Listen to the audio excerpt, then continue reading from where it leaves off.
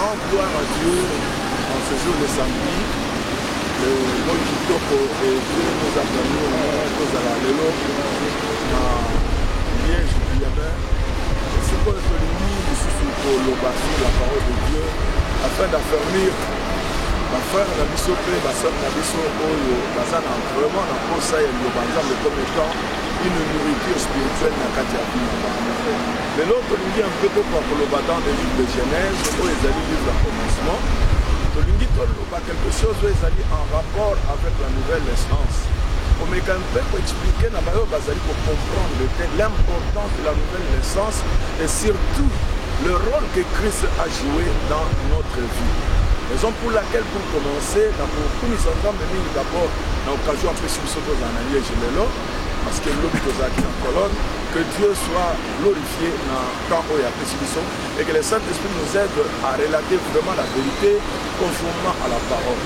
Et Bible Zolo Banabiso, dans le livre de Genèse, au chapitre 1er, il y a l'importance du livre de Genèse. Le livre de Genèse, c'est un livre Oyo, c'est pour relater la vérité, autrement, la vérité et le commencement. C'est dans ce livre que la Bible parle sur la création.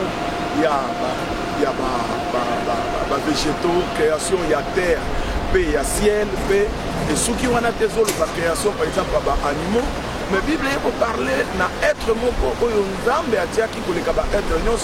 c'est l'homme que Azala qui créé de le commencement.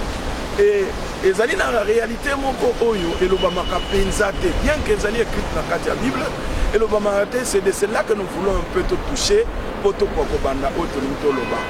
Voilà que dans Nzamba salaki mokili Bible lobi nyonso ezalaki na formeté et Nzambe na bolingo na ye parce que ayeba ki bien que azali ko préparer un espace dans laquelle asengela ki atia moto et qu'est-ce que Dieu a fait Nzamba kamataki moto atiaki ye na lieu moko tobengaki l'Éden. Or, l'Éden, c'est un milieu dans lequel Nzamba atiaki la possibilité de faire épanouir l'homme. Mais il y a secret moko ezalaki oyo vraiment tolobelaka côté ya moto zoloba que dans moto azokota na kati ya Éden, le monde, c'est-à-dire la terre, l'univers a été déjà habité. C'est là où peut-être vous pouvez étonner comment l'univers est habité alors que première créature est Adam et Ève.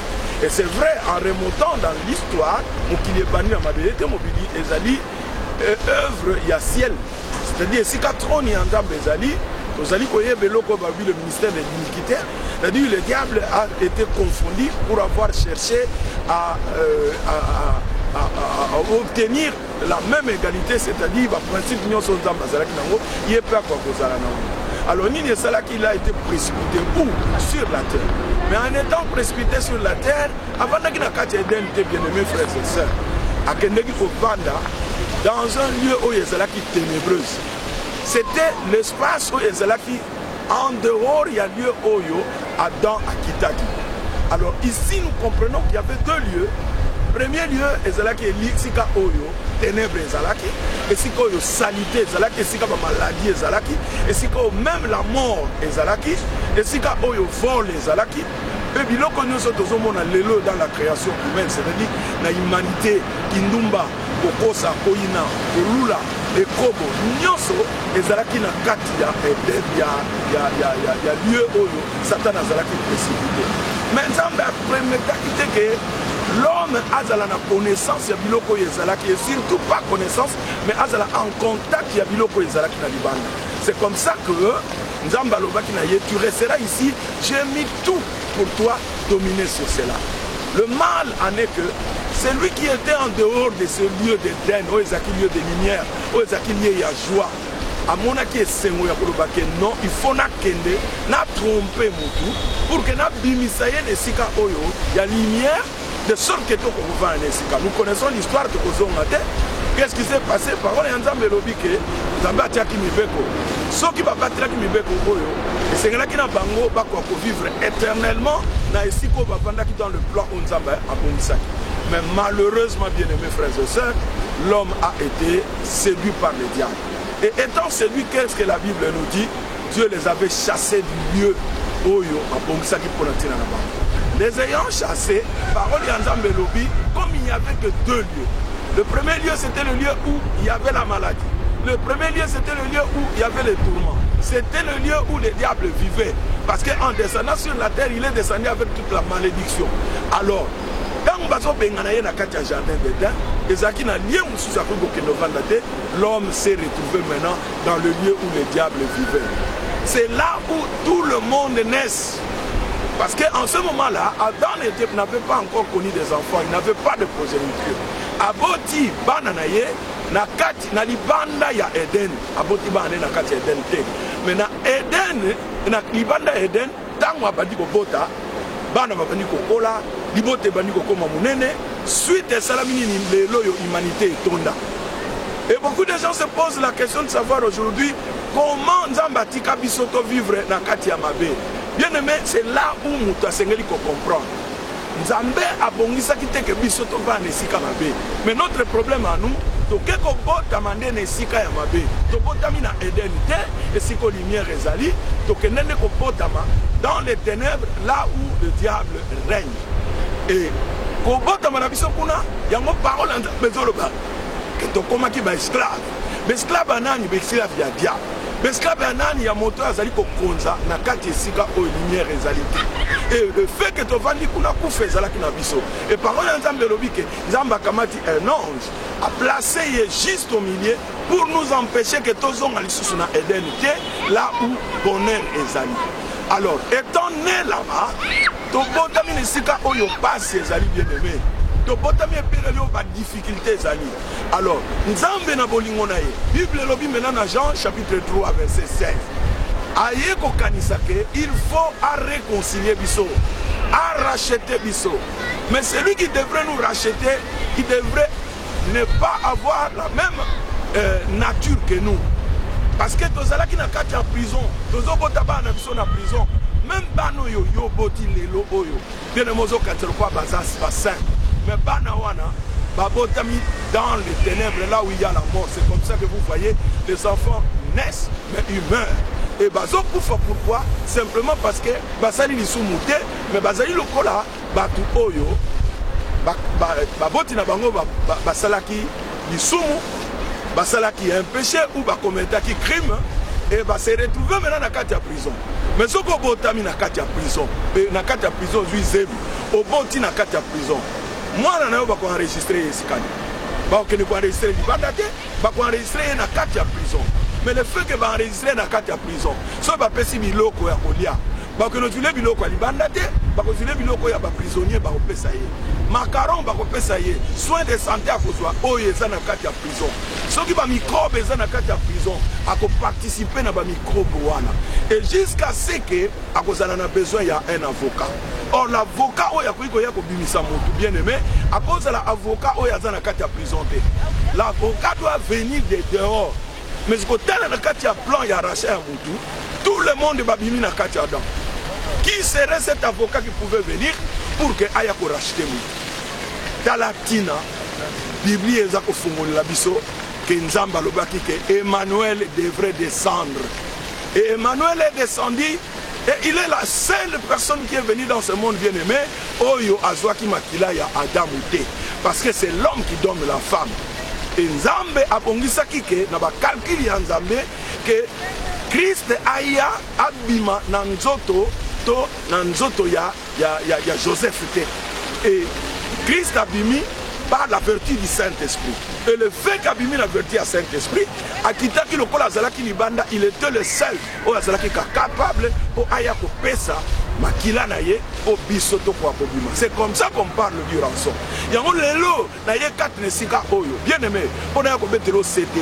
Oye bisa yo yo mutozo landa. Parce que jusqu'à présent tu n'as pas encore donné ta vie au Seigneur Jésus-Christ. Parce qu'au monde à Jésus-Christ comme étant un prophète, automatiquement franchement na koyi ko lobake, o koyi ko sala peine à raison parce que na kati ya Christ, il y avait aussi le ministère prophétique.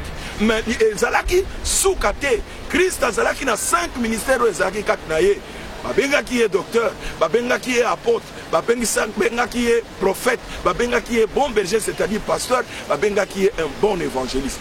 Et raison pour laquelle le jour où Nicodème un docteur de la loi était venu, parce que quand on parle d'un docteur, Balobi Kazaki, docteur et à loi. Mais ce docteur de la loi, quand il est venu voir Jésus, il a parlé au Seigneur Jésus-Christ à l'obine. Nous savons que tu es un docteur venant de Dieu.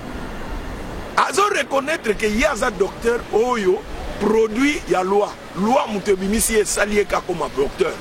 Mais Azo reconnaître que Christ, ce n'était pas la loi Moutessalaki que Jésus a comme un docteur. Alobi, yo, toyebi que vous êtes docteur, mais pas un docteur qui est venu de la loi, mais tu es un docteur qui est venu de Dieu. Mais Mouto Yaye Nanzela Nanzam. Il nous apporte seulement biloko ezaki biloko anzambe. Yango parole anzambe zolobake Christ parole ayaki nango ezalaki différente bien aimé na ba parole batunyon so ba pesana na katia mokili. Si les hommes dans ce monde ont amené des paroles étonnant batu, ceux qui ba philosophe baya ba kamwisa batu, ceux qui ba inventeur baya ba kapsa batu. Mais parole anzambe zolobana katia Jean chapitre 6 verset 63, Bible zolobake la parole de Christ ezali na vie na kati. C'est-à-dire, Moutoyo a tosi liloba, Oyo Christ alobi, Moutouana a retrouvé la vie. Yango lelo Oyo bien aimé. Ce que c'est loko batubazo luka, ce n'est pas l'argent. Les gens cherchent l'argent, mais bien aimé, regarde ceux qui ont reçu l'argent, ils ont des complications aujourd'hui à propos de l'argent qu'ils ont reçu. Mais tous ceux-là qui ont la vie, bien aimé, basé la complication de mon côté. Et la vie se donne seulement à Christ. Le temps est tellement mauvais. Aujourd'hui, je suis venu vous dire, bien aimé, que Christ est encore vivant. Christ est encore là. Christ demeure encore parmi nous. Il cherche nani oyako fungula seulement motema. Après ça motema na yepwete akoka bongo kokota pe a créer nous autres na comme demeure na ye. Mais ko sala mandenge nini à une condition que tu acceptes premièrement de recevoir Jésus-Christ comme étant ton Seigneur et Sauveur. Aujourd'hui, tu as mis message oyo bien aimé. Peut-être yom dozo yoka. Okolo bakosi yoka message oyo. C'est bien. Mais message oyo, ezali message du temps. Pourquoi? Parce que ce qui point il y a départ, il y a vie na yo ezali correct. Bien aimé oko kende kino na suka, oko sana ba complication na kata vino. Yango lelo to yeto ya ko zonga poto rappeler. Peut-être jusqu'à présent tu n'as pas encore donné ta vie au Seigneur Jésus-Christ. Bien aimé, revois le sens de ta vie. Parce que sans Jésus-Christ dans ta vie, bien aimé, ekosana yo passi. Yango lelo to ko beta moi c'était pour na ko lobake Nicodème qui était docteur de la loi. Il ne comprenait pas ces choses que je suis en train de vous expliquer maintenant. Il a demandé au Seigneur, qu'est-ce que je peux faire pour avoir la vie éternelle? Le Seigneur lui a dit, tu dois naître de nouveau. Bien aimé, dans ce monde, il y a des gens qui sont dans l'ignorance au sujet de ce que je suis en train de vous dire. Il y a beaucoup de gens qui croient, pour avoir reçu l'opportunité d'être né, c'est-à-dire d'avoir ce corps physique, ils croient réellement qu'ils ont réussi et que tout s'arrête là. Et pourtant, parole Yanzambe Zoloba, dans le livre, il y a 1 Thessaloniciens chapitre 5, verset 23, Bible Zoloba Nabiso, l'homme azali créé na l'itenisat. L'être d'une personne est composé de l'esprit, de l'âme et du corps. Et ce qui, toi qui les soumou dans le jardin d'Éden, bien aimé, ce n'était pas le corps qui a été frappé, bien que la malédiction est pesama qui n'a corps, mais c'était l'esprit de Dieu, Oyonde Tobebisaki. Raison pour laquelle Christ vient dans la vie d'une personne pour restaurer, bien aimé, premièrement, l'esprit qui a été entaché d'irrégularité.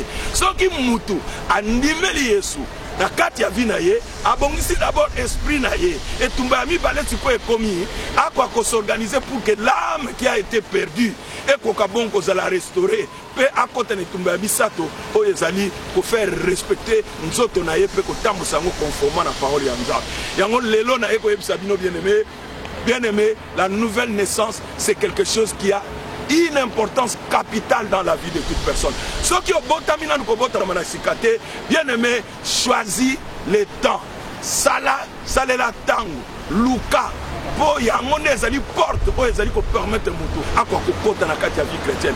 Tu ne peux jamais commencer une vie chrétienne si tu n'as pas encore, bien aimé, si tu n'es pas encore né de nouveau. Or, la nouvelle naissance, c'est un don gratuit que Dieu nous a donné. Et j'aime bien le Seigneur parce que moi qui vous parle, bien aimé, j'avais un témoignage, mais Dieu n'a pas regardé tout le mal que j'avais fait dans ce monde. Il m'a fait miséricorde et je marche aujourd'hui la tête haute attendant le retour du Christ. Toi aussi mon frère qui m'écoute, peut-être tu as encore des problèmes. Peut-être tu regardes comme si tes problèmes sont plus graves.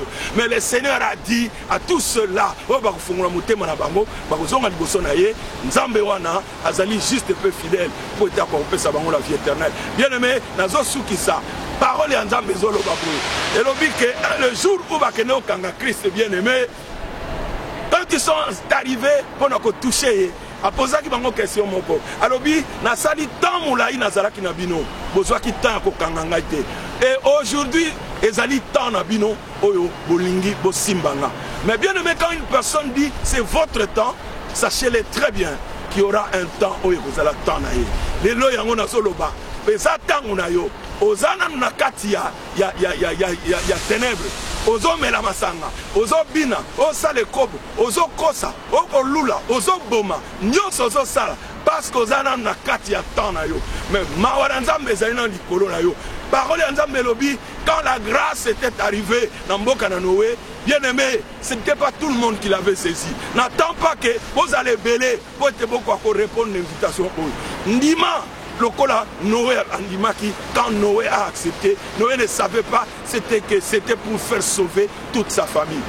Crois au Seigneur Jésus-Christ et tu seras sauvé. Je glorifie le Seigneur pour ce moment, que toute la gloire revient à mon Seigneur. Merci. Soki ote pasi ya kobano, sina